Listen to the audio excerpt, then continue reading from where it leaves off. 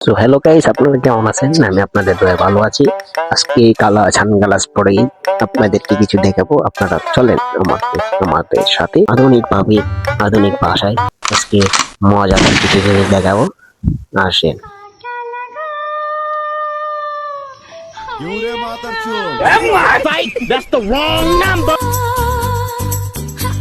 এই গাইস, এই দেন মানে জিরিনেটার মধ্যে পাড়া দিতে না দিতে মোবাইল পুরো হ্যাং। মালটা কিন্তু কররা।